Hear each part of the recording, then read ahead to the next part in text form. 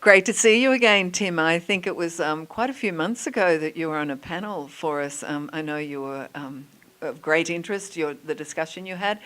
Tell me, what do you see has changed since that panel? Yeah, again, not to toot my own horn, but basically all the regulatory actions I was saying ended up happening to some extent, and now we've been getting even stronger messages from the regulators themselves saying that there'll be continued, not to civil actions, but to potentially criminal actions against various issuers of coins and ICOs. And what do you think's going on as regards that? Do you think that it is a Wild West at the moment and lots of people are just trying it on?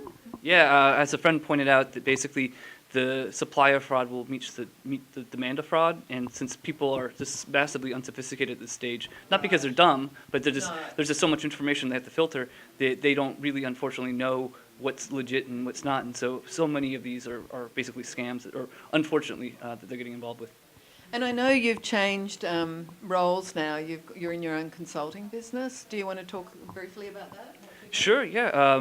So I left R3 in beginning of September. They're actually a client of mine. So about a third of my clients right now are doing enterprise stuff like my previous employer was. And the other 2/3 of the clients are basically early stage software companies trying to do things with cryptocurrencies. And I basically say why they shouldn't. And if they do, well, at least work with certain law firms or former regulators so they could at least do it in a way that they don't expose themselves, or at least reduce the risks of legal liability. And that's always fun right now because people don't like that advice necessarily. And You're spoiling the party. I am, but I care about people also not making sure that the market is considered fair. Yes. And if the overall perception is the market isn't fair, then you'll have calls to action that become very draconian. Yes, yeah. Well, it's great that we've got you, really, and it's good that someone's got their feet on the ground. We'll see. We'll see again in 6 months or so. Happy to be here. What do you think has caused this big jump of the chasm of ordinary people all of a sudden being interested in the blockchain and crypto? Yeah, so I had a call in December. A girl I went to grad school with about 12 years ago, I haven't spoken to since then. She reached out to me saying, "Hey, I understand you've been involved in this stuff.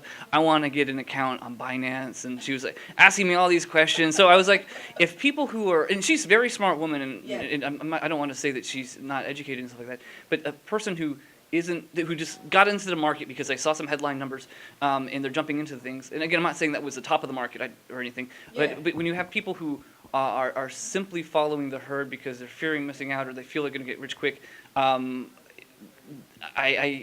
we've seen this many times over decades. People have written books on it. So this is just another flavor of that with a slightly different twist. Okay. So really, the ones that have got solid businesses will continue on, and the other ones will bite the dust. I don't know. I not to take too much time, but about a year ago, I wrote a paper for my previous employer. We looked at ICOs from 2013, 2014, about 20 of them, and even if they hadn't fulfilled any of the marketing things, which basically none of them had, they were still trading at an all-time high. So the speculative value versus enterprise value, there was a wide chasm. I don't see that changing anytime soon. I mean, just the amount of money to keep that cap up is very minimal. Actually, you only need maybe $1 billion to see like a 10x increase across the board.